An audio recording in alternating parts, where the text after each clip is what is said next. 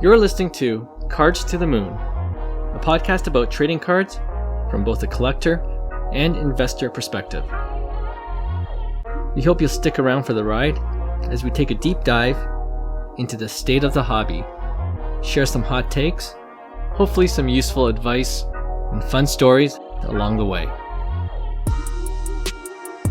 Hey all, welcome back to Cards to the Moon, a 5-Card Guys production, and this is episode 18. My name is Clark, and I'm here as always with Hyung and John. So right off the top, Hyung, you sent us that video where one breaker was opening a pack of, I believe it was Bowman Chrome HTA, where there should be 3 Bowman Chrome first autograph cards, and in that pack, the guy who was breaking it, or the guy who was ripping it, got the 2 first prospect autos, but the last one, I believe, was some random football Donruss Optic card. It was an Optic Hollow. Yeah, that was Optic Hollow, wild. right? Yeah, I think it was Mikey B Cards and Card Porn. Yeah, Card Porn kind of shared it, and right. Yeah, I don't know. I felt bad because what would you do in that situation as a breaker? because people are like pointing the finger at you, like, "Yo, what did he just do?" Yeah. You know, like this is funny, but yeah. Sorry, go on.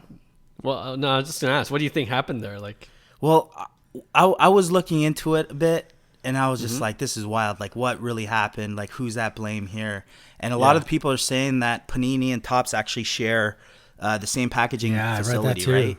Yeah. Right. So I it could be a genuine mistake, which I highly doubt, or it could have been a big hit that was swapped out. By, you know, and unfortunately, you know, you don't want to think that, but that is a possible scenario as well, right? I'm not going to, you know, blame anybody, but, you know, it was a base card, and then, you know. So, and I've ripped some HTAs. You usually, you know, they're decent. You'll get a hit, right? Shouldn't be 3 base autos, so I think the color's missing there. Oh, damn. So the hit is missing. The third one's the hit. That's crazy. Well, I didn't know that. I mean, who knows, right? Like, I can't say for sure. Yeah. But it's wild. Based on the video, a wild story. It's a wild story. It's funny. Yeah. That was pretty wild, for sure. Imagine that happened to one of us. That'd be, we're fighting. I know. I don't even know how you would claim that to Bowman and Topps. Well, good thing it was videotaped at least, right? I know. Because it's like, you know, this is a fresh case of 2021 Bowman Chrome, right? True. Yeah. All right, I thought we'd just open up with that because it's kind of funny, kind of wild. But yeah, let's move on then to hobby headlines. John, you brought up to our attention an article in Bloomberg today about Fanatics, which is the company that recently acquired the MLB and NFL player licenses away from Topps and Panini respectively. And the news is that an insider noted Fanatics is now valued at $10.4 billion. Yeah, which is nuts. After going through a $350 million funding round, which involved a few private equity investor types. Yeah, and that's the Fanatics sports card department. That's not the Fanatics, like the entire entity. It's just the sports card department is valued at 10.4 billion or whatever it is. Yeah, good clarification for sure. Just their trading card business division, I guess. Yeah. But I thought the more interesting part was this quote from the story. Quote, management plans to build a one-stop shop for sports memorabilia and will add services including financing, grading, and storage, end quote. Crazy. So yeah, it looks like they might be disrupting the hobby in more ways than one if everything reported in the story is true. So I thought maybe we could break it down a bit today and get your thoughts on what you think the future of the hobby might look like with this news, if it's true, and how everything could potentially play out. So what's the first thing that's going through your mind when you read that story?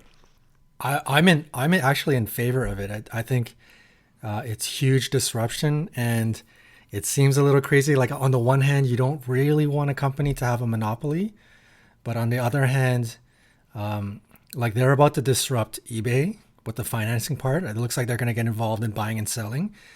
They look like they're going to disrupt PSA and also disrupt things like PWCC Vault. like a one-stop shop. Right. And Clark, Right. you mentioned this before because you're of the three of us, you're the only one with experience in purchasing like NFT cards, right? Yeah. And the thing that really appealed to me that you mentioned was how easy it is to buy and sell. Like literally you purchase, then you can list on there. There's no packaging or this or that or paying shipping. It literally just listed and it sells and the money's in the bank. And I think that's looks like Fanatics is trying to mimic that business I see that. scenario. So for me, I really like that. I think that's going to be amazing for the hobby. But, yeah. Also a little bit scared of the potential monopoly that's about to happen. But yeah, I think my initial impression was I feel like it's great news. Yeah, no, I agree with John. Like, I think from an investment standpoint, I think it's definitely beneficial. I think having someone with this kind of, big money type player to come in to kind of, it needs a little regulation, I think, and need a little direction because there's a lot of, subjectivity, I think, still going on, and there's a lot of high dollar trades going on based on the subjectivity, right? So for me, from an investment standpoint, I think it's great because it's one of those one step, I guess, back 2 steps forward every time, and it's one of those retracements that we're gonna have to take because the old is just so broken, right? At the end of the day, right? And there needs there's a company who kind of is fast forward thinking and they see the opportunity as well, right? And this, no one could have said 2 years ago that Fanatics would even be in play, nor would be worth north of $10 billion as a trading company. So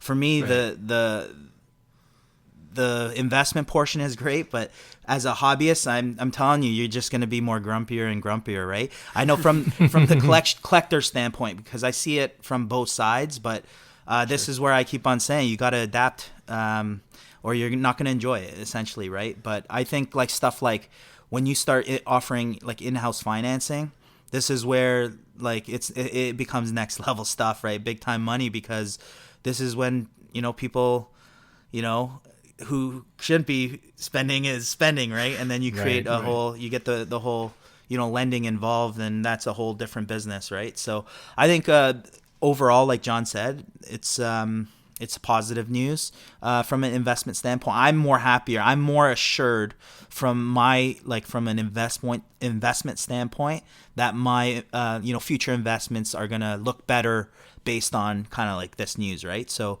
for me, it's great news for the investment standpoint. Yeah. I'm with you guys. I like the investment into the hobby.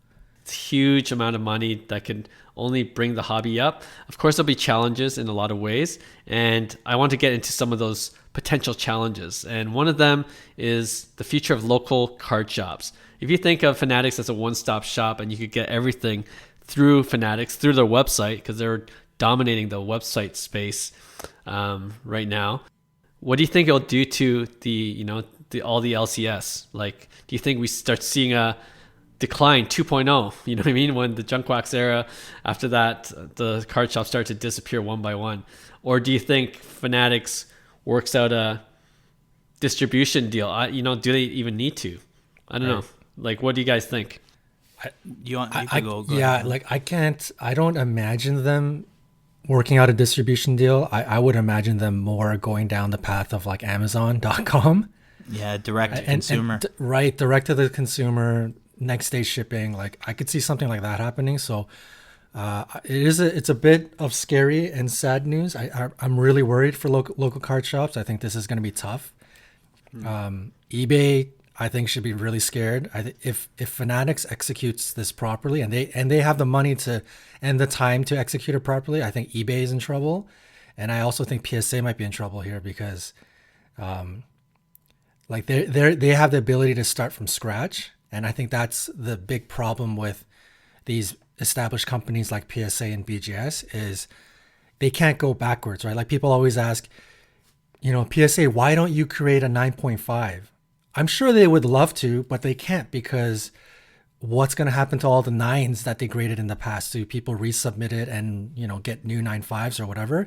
It's just hard for PSA to change things up. And we talked about it last week about how these companies are going to try to get AI involved. It's really complicated because they have such a big history and all of these cards already graded. But Fanatics, if they execute properly, I think they have a huge opportunity to really put a dent in both the financing, buying, selling space, and also the grading space. So I think everybody outside of the Fanatics company should be pretty worried. And you know what, like for local card stores, this is what I'll say. It's like I think they will definitely get affected. I think the whole model, like I said, like John said, in terms of the whole Amazon model, the direct to consumer, you cutting out the middleman. You kind of don't need the distribution anymore because of the digital world we live in, right? Right. And but with that said, I think people are smart. People learn to pivot, and they create income in different ways that will keep them afloat now, because at the end of the day, this is a growing industry, and a lot of local card stores, their value is based on their, inventory essentially. And, that basically is what floats them now. And they have other ways, such as breaking, for instance. They have other ways of making money. Because Fanatics might, be, let's just say they're the only way you could get direct product from, and then that's exactly what's going to happen in the secondary market, right? It's just going to be a resale market, and that's what card stores are doing anyway. Sometimes, the allocation of products that they try to get, especially in basketball, like sometimes Will at Dolly's, always says, his allocation sometimes he gets none, right? So like. You just don't know anymore, and it's getting worse and worse. And that's with Topps and Panini, right? So it's like picture when some a brand like Fanatics goes, right? What's the purpose of a local card store to them, right? At the end of the day, I think that local card store is going to be different by definition than what we are used to and what we've grown up to. But I also think they're going to be smart about it and pivot, like offer different services like grading and whatnot, right? So That's a great point. I was going to say exactly that, Hyung. Like the breaking thing came right to my mind right away. That local card shops can't be just about selling products, right? Especially if Fanatics is taking that avenue away. And we've already seen local card shops kind of adapt with breaking. We talked about it in the past in one of our episodes, where that's another revenue path for them. And you just mentioned grading, group submissions. That could be another way to make money. And I think I like that Amazon analogy, because local card shops then are like those bricks and mortar bookstores where, a lot of them have closed down, but the ones that are still existing, it's not about the books, it's about the experience, right? Where I can get coffee and relax, read some magazines, buy some books if I'm there and, enjoying the time there. So local card shops, they got to make it almost about the experience, like have trade nights, or, have... I was just going to say that, have like local breaks. And then, you can sell singles, and you create a community within the places you live. Like there are definitely ways local card shops could be still a value for collectors. Right. So they'll definitely have to pivot and change, but I don't think it'll be the demise of all of them for sure. Mm-hmm. So you mentioned, Johnny, the PSA aspect, the grading aspect that Fanatics is looking to potentially do as well. And you thought PSA would be potentially in trouble because they can't start all over like Fanatics will. Hyung, do you have any opinion on how that might impact companies like PSA, BGS, even SGC? Like I said, for me, it's, if I were Fanatics, I'd buy them all. and you know what? Keep them as is, because some people, like, why disrupt the market that's all they provide their own kind of, brand. And like I said, it's 5 years too, right? We don't know how the industry is going to look, but I do know that a PSA 10 price and a difference between a PSA 9 shouldn't be determined that much based on someone's opinion. And like I say that because it's like, think about that. Like, some cards are 6 figures, 7 figures, PSA 10, and a PSA 9 is like 30% that price or 40%. And to me, it's just, it's happening on multiple scales. So for me, I would like,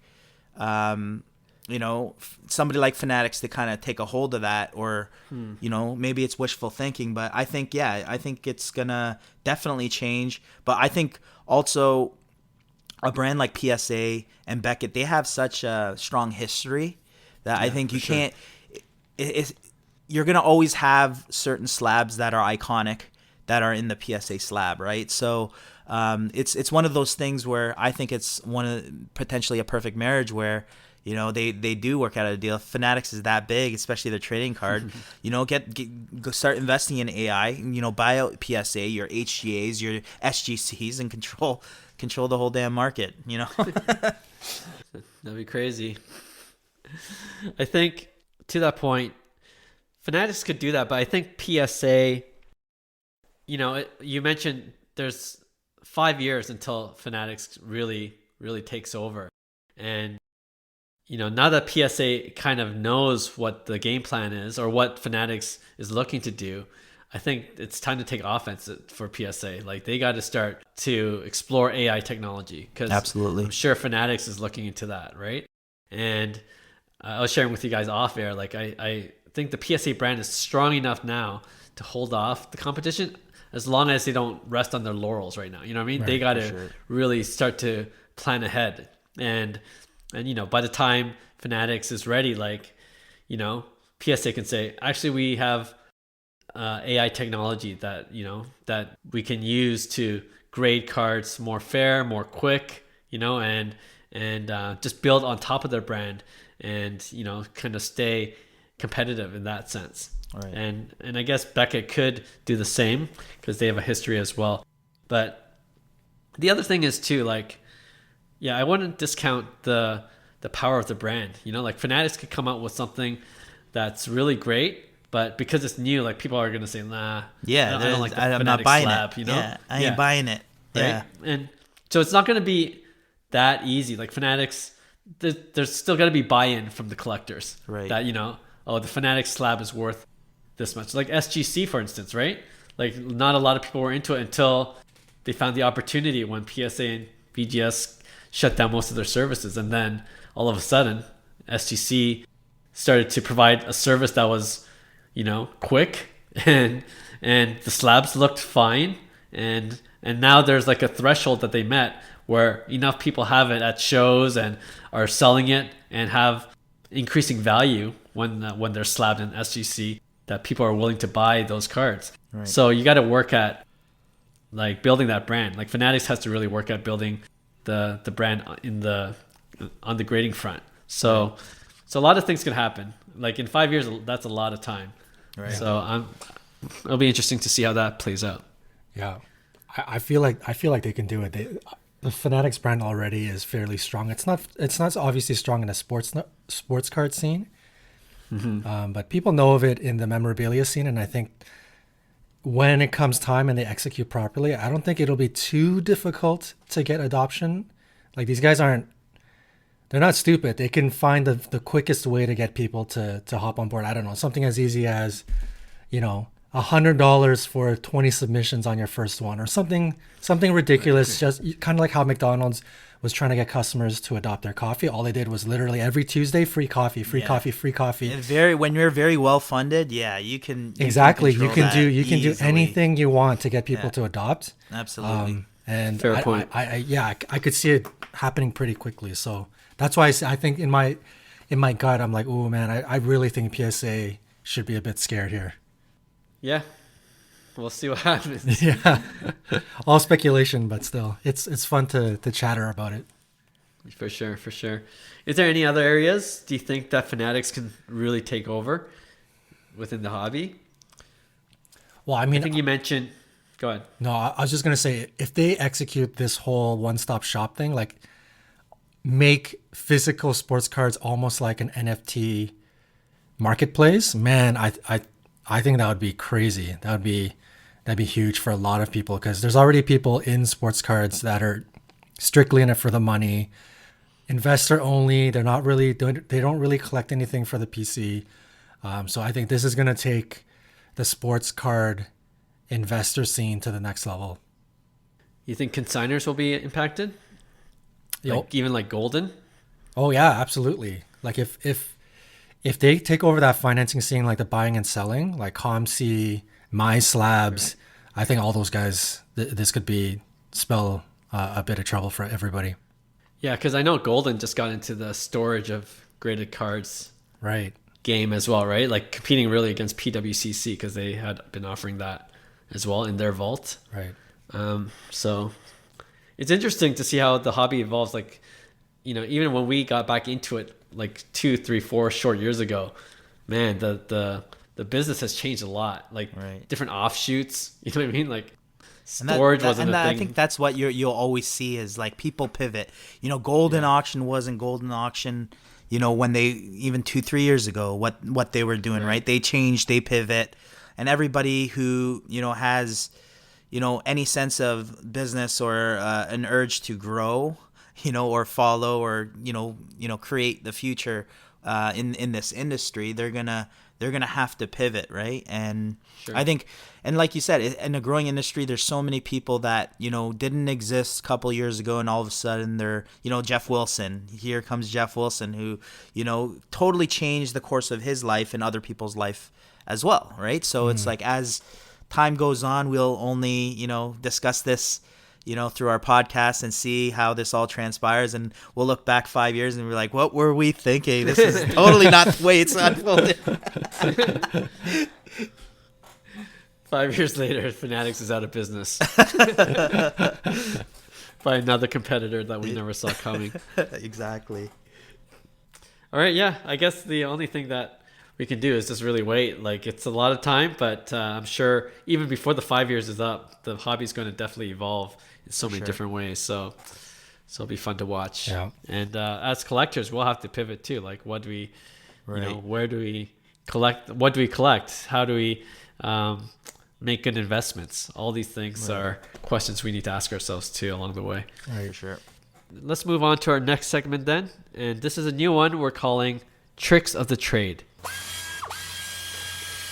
Now, this is essentially where we aim to provide 1 or 2 useful tricks or really tips that might be useful for collectors to know.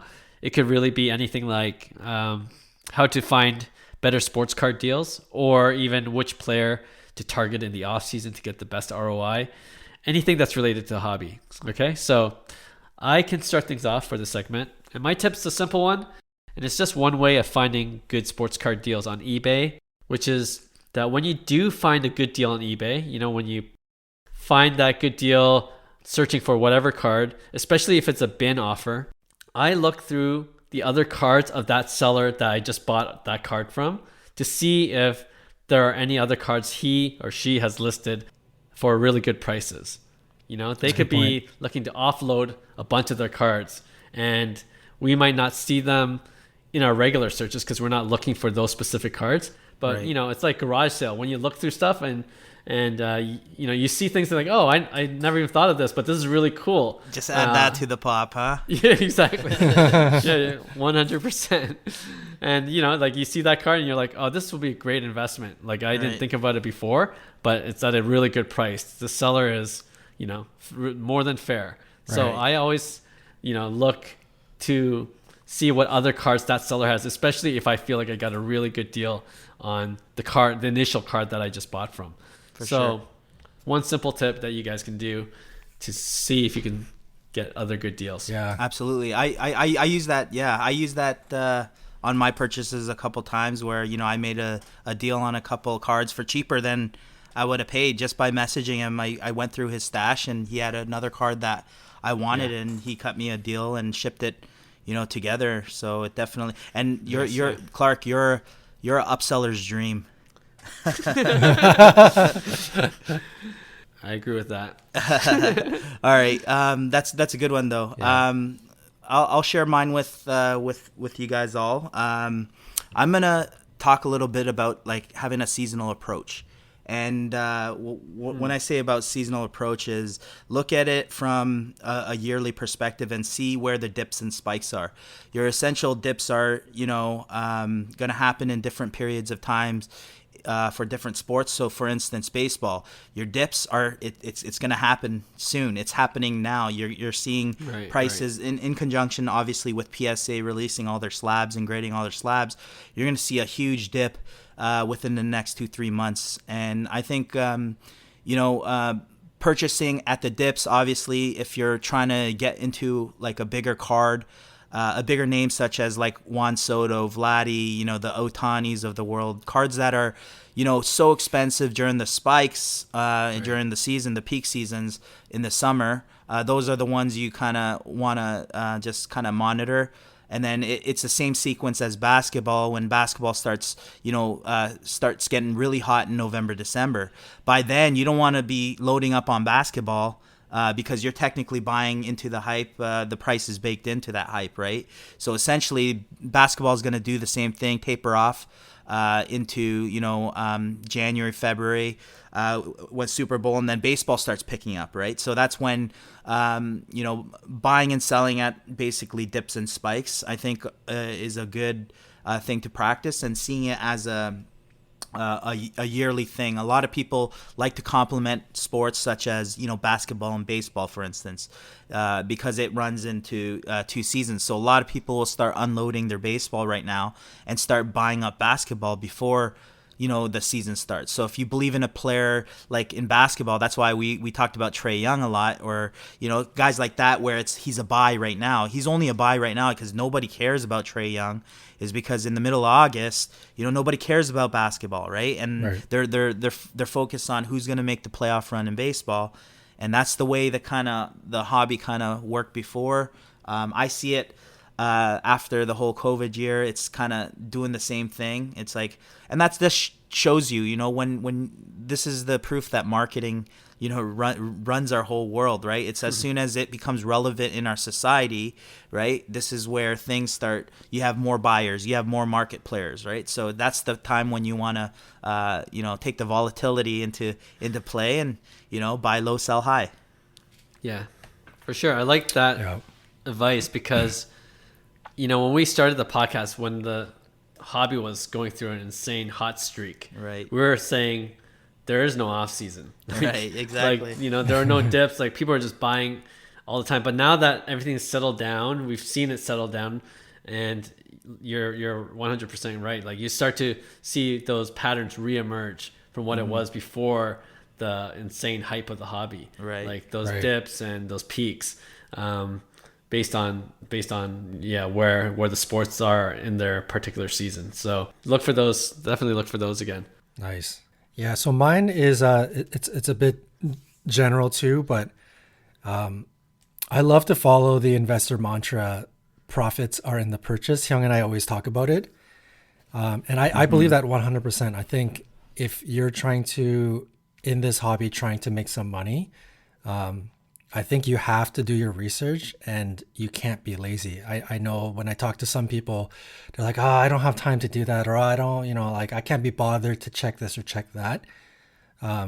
If you're going to really invest your hard-earned dollars into either collecting a PC or investing for the purpose of making money, it's so important to do your research, man. It can start as simple as taking advantage of any resource that's out there. Like, go download the Card Ladder app, go download PSA certification app, go look at 130point.com for every comp before you purchase, right?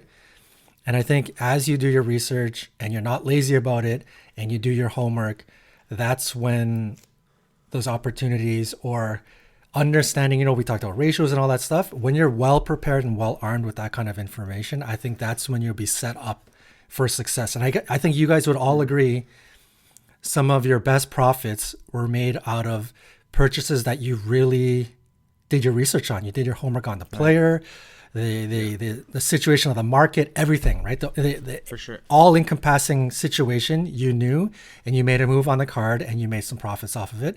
And we also could agree our greatest losses are from cards that we made doing no research, super emotional buy, like we all have those L's as well, right? So I think, even with doing research, it's not like it's a foolproof plan. But I think if you really, don't want to lose in this investor scene, like you cannot be lazy. And I think that goes with any, that's goes with anything in life. Like if you want to be good at anything, it's your job, being a parent, whatever, like you can't be lazy about it, right? Like you got to really put your 100% effort into whatever you're trying to accomplish, right? Absolutely. Yeah. Good life advice, good collector advice.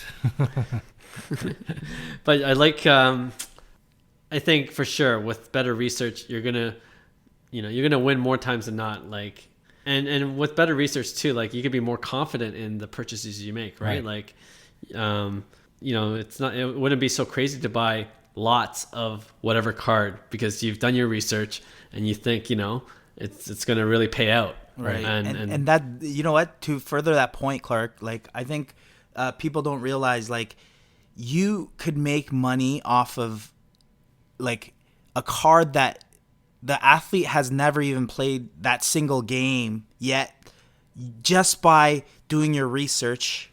Yeah. You buy at the right time and then you sell at the right time. And like the Acuna, like an Acuna, for instance, bought in the off season, sold during the peak season because you did your research, you had a game plan, right? And it was essentially based off of you just doing your due diligence at the end of the day, right? You were prepared for that and you deserve that. And most people, I think, get burnt by that. They just expect the results because, they put their money and they have it and they have no clue. They don't even watch the sport. They expect it.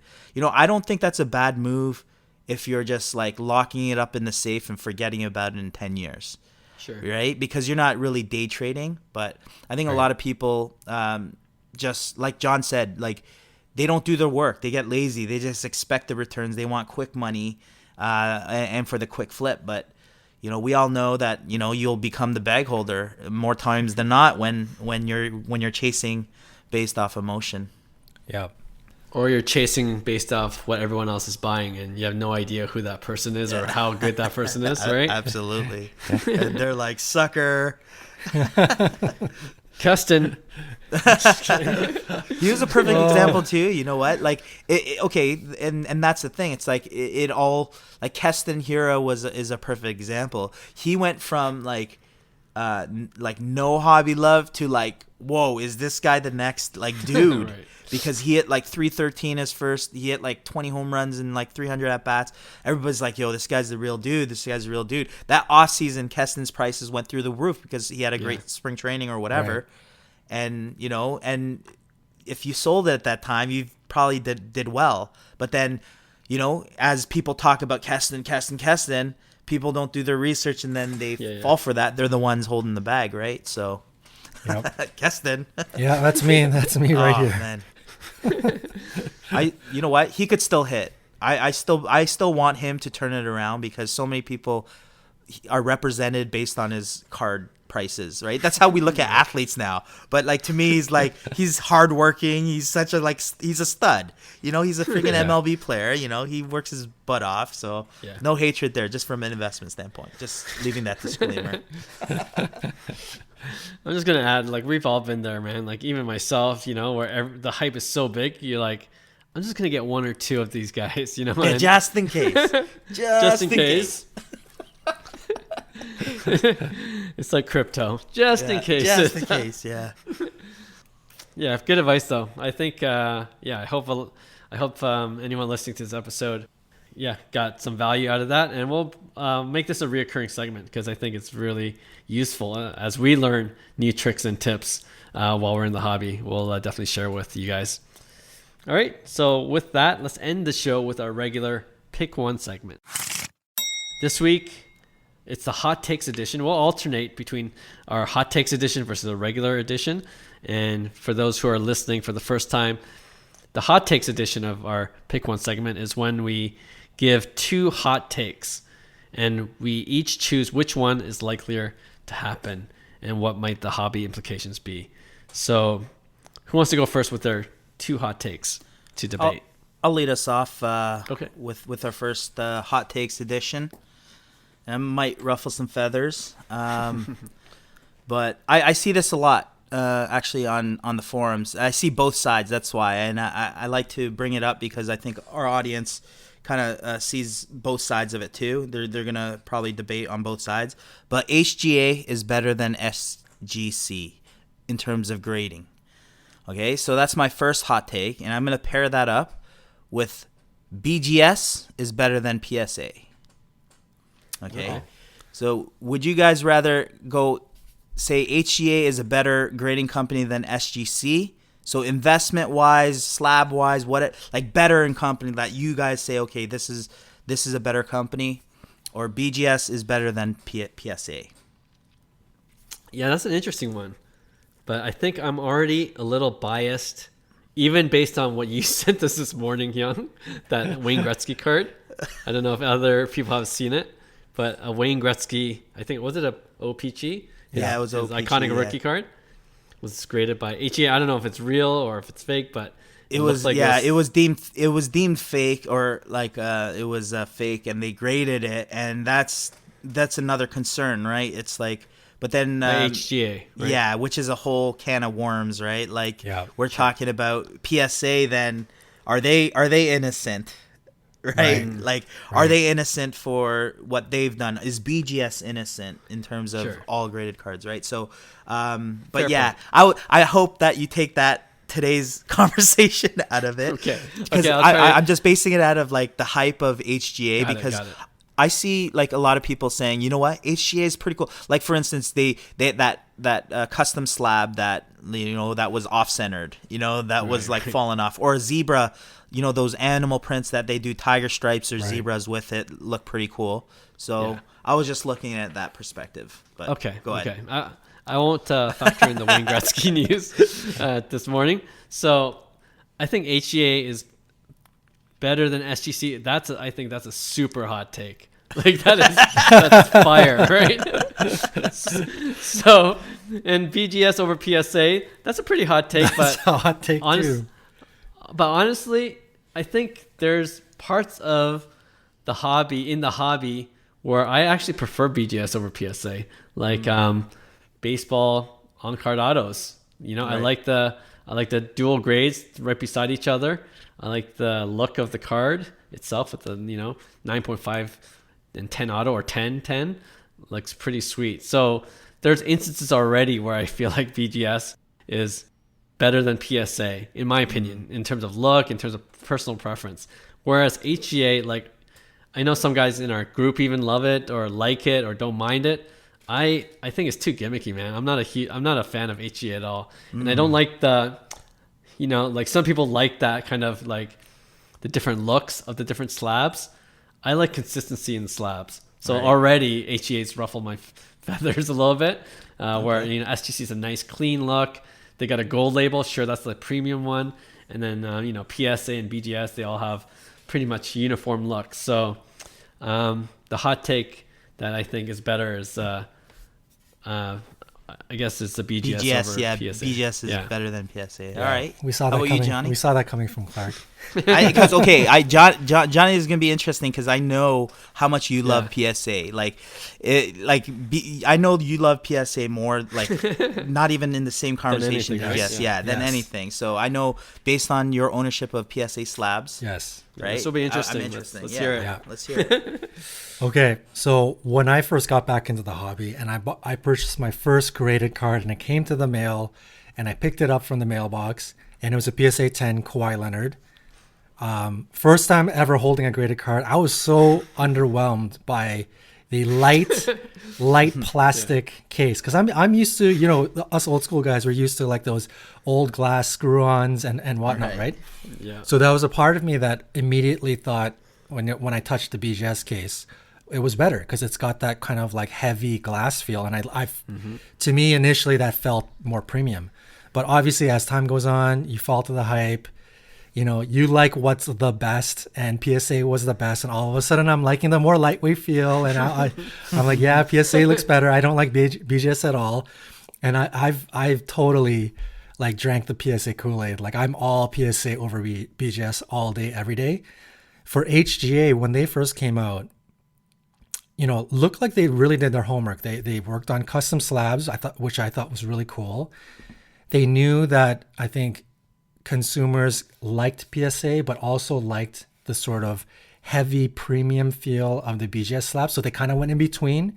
It's like a similar size slab, a little bit heavier. So a lot of people, the initial reaction was like, oh, I kind of like the feel. The weight feels nice. They rounded the corners, because I know that was one knock on the BGS case, was people didn't like the sharp corner. They wanted to feel kind of that rounded corner. They rounded the corners, so it looked like they were really listening to consumer. I feel like they really screwed up following BGS grading with 9.5 as being I think that was such a stupid move. No, no offense to them. Like, you got to go with the 10. Like, that's what people want to see. If you have to call the 10, like, the actual 10, like a flawless 10, call it a diamond 10 or a 10 plus or a gold 10.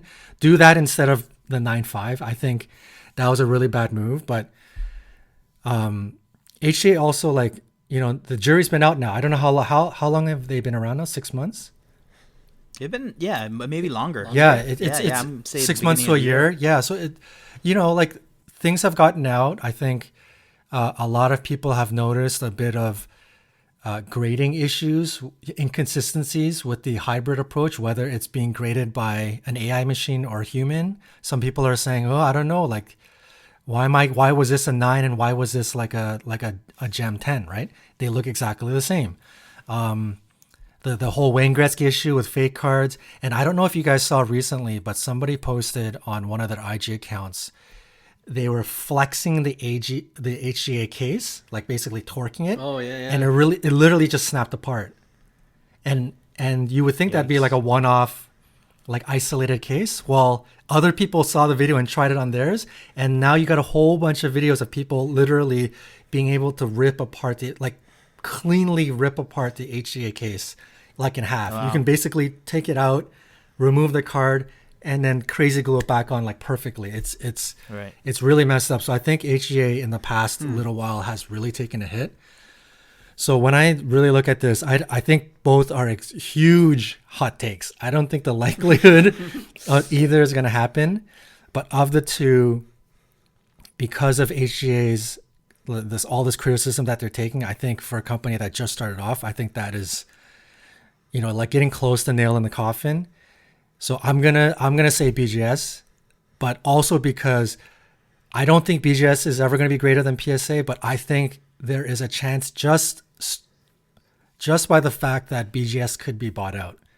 Like, I don't see PSA being bought out because of Collector Universe, but I could see BGS being bought out by Fanatics or whoever, and them, the newer company, doing a better job than what BGS was able to handle. So because of those reasons, I'm of the two, I think the BGS has the better likelihood of the low percentage to be better. Fair enough. And you know what? Like, and I only say that because I'm part of a HGA Facebook group, so I know there's a huge fan base of HGA slabs. Like, there's a lot of following, and also I know that a lot of people don't take SGC that seriously. Right. As a grading company as well, right? So for me, I always wanted to do an HGA submission to kind of see for myself before I dog any company, because I've heard a lot of positives as well, right? So, and I think SGC is doing a phenomenal job, and I know it was a super hot take, but I do know that that's the conversation that's going on in Facebook, like, conversation, Facebook world, right? So I thought that was a good comparison. And personally, for me, BGS, I love my PSA 10s, but I think BGS is so underrated just in general. Like, I think one of the most underrated card is a True Gem BGS or True Gem Plus. Sure. Like, so underrated, right? And for me, it's like, I personally like BGS 10s as well, so I like the slabs. So it's an easy one for me. BGS, in my opinion, in some ways are. And I hope that one day, like you said, John, that maybe a better brand that's financed picks up BGS and can take that. Because I still love the Beckett. I want a Beckett mailed to me every day. I'll read it. I'll keep it in the bathroom. I guarantee it would be the most read book in the bathroom, right? So, I'm going BGS as well. Yeah. Sweep. And come on, the black label. Yeah, black labels are sweet. Yeah, but don't buy the grade, buy the card, right? As they say. True. That's a great point, though. Like, we talked about Fanatics and their supposed plan to get into grading, And we always talk about SUC. The last 5 weeks we've been shouting about SUC. Hyung, you mentioned you think BGS is very underrated. I will agree with that. I don't think there's anything wrong with loading up on BGS gems at a great price and loading up on SGC 10s, because For sure. like we just talked about, we don't know what the landscape is in the next 3 to 5 years. What if Fanatics takes over? What if they're able to slay the giant that is PSA, and their slabs start being worth 80, 90, almost 100% of PSA or more, and then they offer you crazy grading fees. They give you 20 grades for $100. Like, we could literally take all of our true gem BGSs that we got for on the cheap. We got to take all our 10s SEC 10s that we loaded up, crack them all out, and resubmit them in 3 years to a company that is, I don't know, better than PSA. We really don't know what's about to happen. We don't know. We won't know. Yeah. Right. So if I think, kind of going back to the long-term strategy, if you're out there and you think SGC or BGS is underrated, and it's something of a long-term hold, like you're locking it in the safe, I don't think it's a bad play, man, because you don't know how this grading landscape is going to come out in 5 years, right? It could totally come out, because that's what people say, right? Like you buy the card, not the grade, right? So Yeah. Good point. All right, I'll go next. Okay. I'm gonna pick on a favorite of ours, but it's Tyler Herro is out of the league in 5 years, or Cody Bellinger is out of the league in 5 years. Ooh, this hurts. Oh man. Jeez. All right, I'll answer that because I'm a Herro fan. So, and you know what? I come from a baseball background, so for me, Bellinger. I mean, let's face it, he's a stud. Like he is the dude. He was the dude. He is the dude. He's had a terrible last 2 seasons. Yep. For me, I'm kind of concerned from a baseball standpoint. You got to remember, baseball is a game of failure, and when I say game of failure, a Hall of Famer hits, is successful 30% of the time, right? Right. That's a game of failure, and where he's at, everything is mental, right? So for me, it's tough to rebound from stuff like this. It's not like it's almost like the yips. I don't know if you guys know what the yips are. It's I remember like Chuck Knobloch had it. I remember that Chuck Knobloch, Louis Soho, I think, had it too. But I'm throwing out these names where they couldn't throw to somebody 5 feet away. They would throw the ball away because it's all mental, right? So I feel like that's kind of, it's scary, but like that might be where Bellinger is, kind of like where Keston was, right? So I see, just from a baseball standpoint, that it could highly happen to Bellinger a lot more. And me being a Herro fan and a Herro collector, I'm going to say, it's Bellinger for me that's out of the league in 5 years, and Herro's going to be staying. Wow. Oh, I really thought I could have got Hyung out of Herro, but damn. Now we know how much Hyung loves Herro, man. I just think he's cheap. Me too. Okay. This one's an easy one. Hero's going to be out of the league in 3 years. I think basketball, there's a lot more distractions. Like it's really based on the individual in basketball. And if you can't handle the pressure, oh man, like things can go south real quick. And we've already seen Herro kind of buckle under the pressure a little bit, not to the extent where he's in danger of being kicked off the team, but his off the court stuff and like we're all hoping that he rebounds, of course, this coming season. But basketball is like, I think players are under more intense pressure, and these new guys coming up, they're the celebrity status is just thrust upon them. It's a lot of pressure. So, and basketball's tough too, right? Like it's tough to stay in the league. There's only like a few hundred spots in the league for you to play, and it's not, if you don't perform within the 82 game season, like there's always a replacement real quick, right? So, and I know baseball is similar in that sense, but I feel like you have a longer leash with the longer season. And I'm a big Bellinger fan. I think for me, it's health related, which is what I'm hoping. Like, he hasn't been able to stay healthy. And I know this because he's on my fantasy team this year. I've been putting him on the IL this whole half the season at least, it feels like. And I think he just got activated today, so he's in my lineup. But What's I he think, hitting? He's awful, man. He's like the horrible, worst batter in baseball.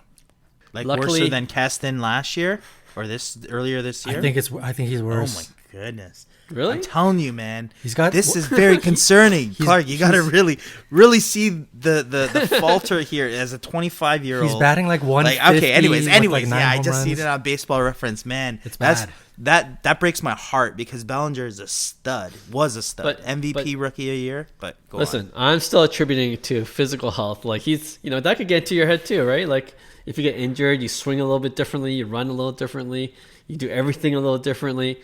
So I want to see, like, him come back to full health next season, hopefully, and him pick up where he was.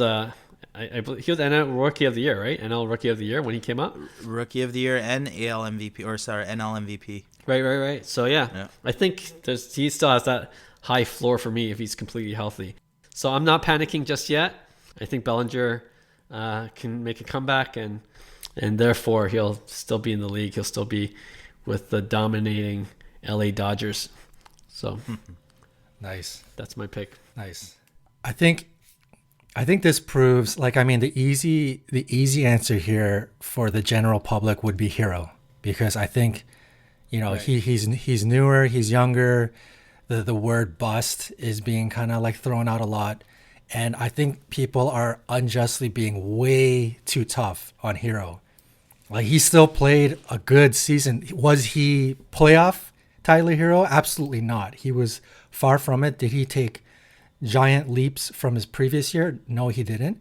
But he was still a very, very solid player. Sure. Obviously people thought he was going to stay in a starting role, and he went from the starting role to a bench role, which was pretty disappointing. But not enough for him to be outside of like the top 100 players in NBA. Like, he's still going to have a solid role in the NBA. So of the two, obviously they're both super hot takes, but I'm with Hyung. Like, I think I've never been a huge Bellinger fan, and I'm not like I don't know baseball like Hyung knows baseball, but I never liked the fact that Bellinger's an MVP one season, and then he's not so great of a player the next season, and then he's all of a sudden MVP again, and then he's not so great of a player.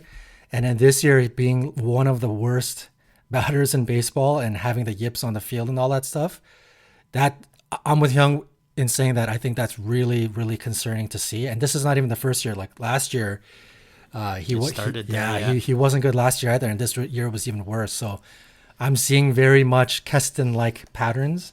So it's very similar, actually. Yeah, so I'm very much more on the Bellinger camp than I am Herro. So I pick Bellinger. How dare you guys compare Bellinger to Keston? That's another hot take, man. I said similar pattern. On. I didn't say similar player. Wow. That is incredible. Okay. Yeah. I'm surprised by both your choices, but I understand it too at the same time. Yeah. No, for me, too, it's like I've had the opportunity to invest in both, and based on where prices were, like I only say it because that's what I did, right? And it's not saying that I'm right by no means, right. But I just felt like that was the right move for me at the time, especially when Bellinger was a lot higher. Like, his prices were a lot higher than they are now today. Like, they weren't high in the first place, but they just tanked, right? So for me, I just see, if Tyler Herro could figure it out, I think you're gonna have a fun player. Especially interesting to see Kyle Lowry, I guess, take that too, right? So it'll be impacting on Tyler. So hopefully, he's 20 years old. Remember.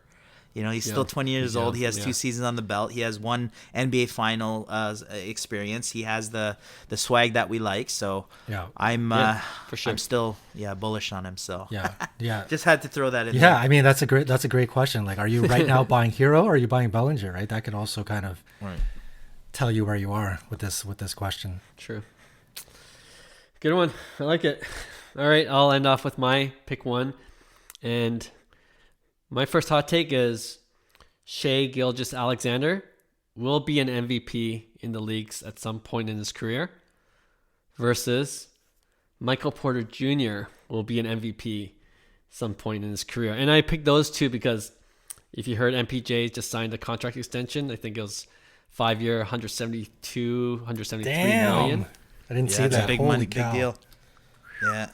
And Shai Gilgeous signed a contract extension before that for, I think, about the same amount, really, just the max. So those guys are getting good money over the next 5 years.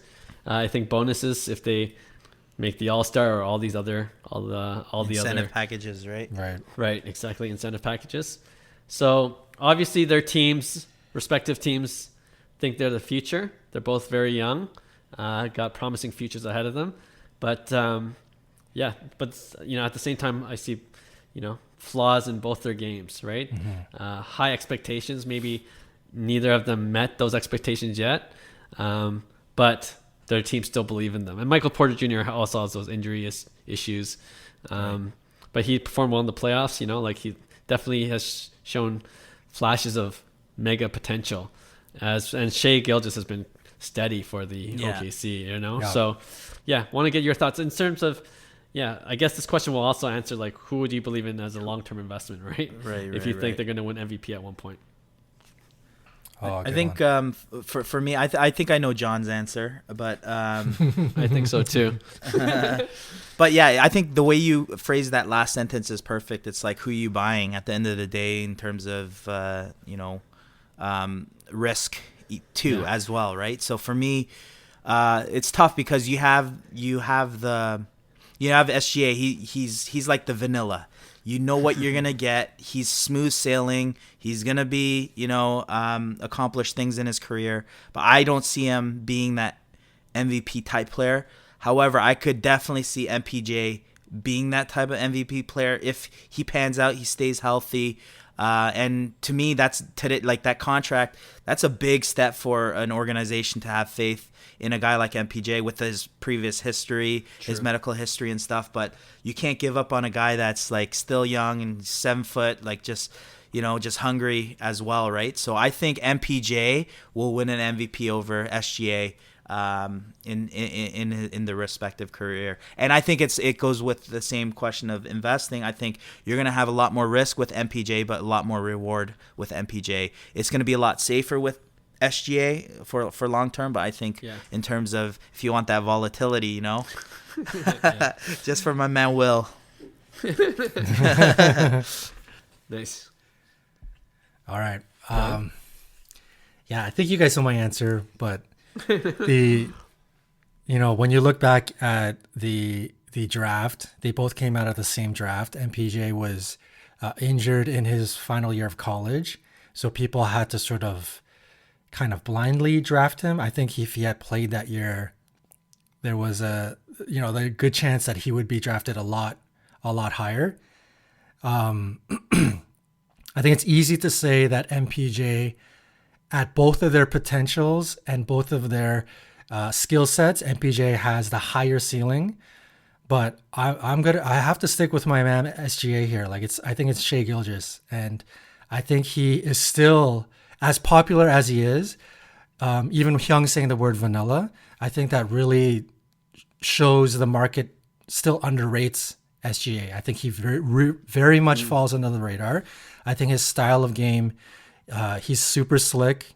He commands the ball. I think when you look at the two players and how they command the ball and their presence on the court, I think it's no question Shai Gilgeous over MPJ. MPJ is like a natural scorer. He's got that like natural ability, but in terms of that confidence, swagger, I see it big time in SGA. And I'll even go as far as to say when you look back in a number of in like 10 years, you could even say like SGA over Trae Young.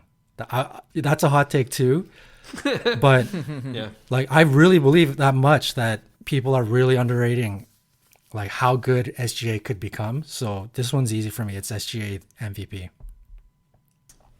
Okay. How about if SGA was an American? There's no question that there's a bit of Canadian bias, or if MPJ was a Canadian. But even like, now that I've got to really study both guys, because I own both rookie cards, and I own like pretty good numbered rookie cards. So I'm invested in both, and I believe in both as both short-term and long-term plays.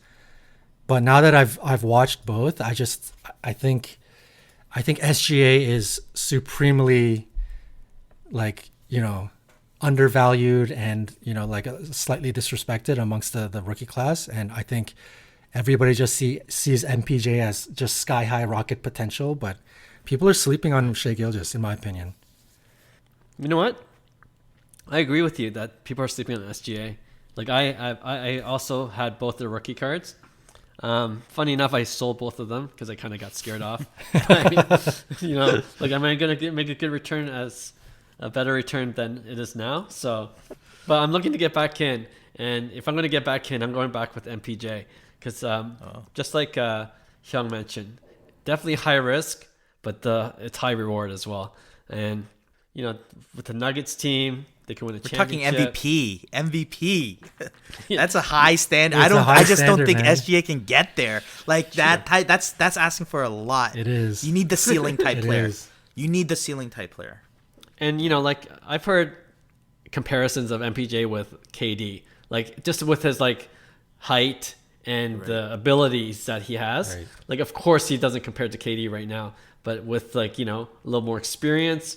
Using his height, using his agility, using his speed and his ball handling, if he could put it all together over the course of the next few years, like he could get up there and be at the MVP status, MVP level. So MPJ for me. Nice. All right, great show, guys. I think that's a great place to wrap. Thanks again to all our listeners and subscribers. If it's your first time listening, you haven't subscribed yet, we appreciate if you did, so you can join us every Tuesday with a brand new episode. So until next week then, take care everyone. Bye. Hey, thanks for listening to Cards to the Moon.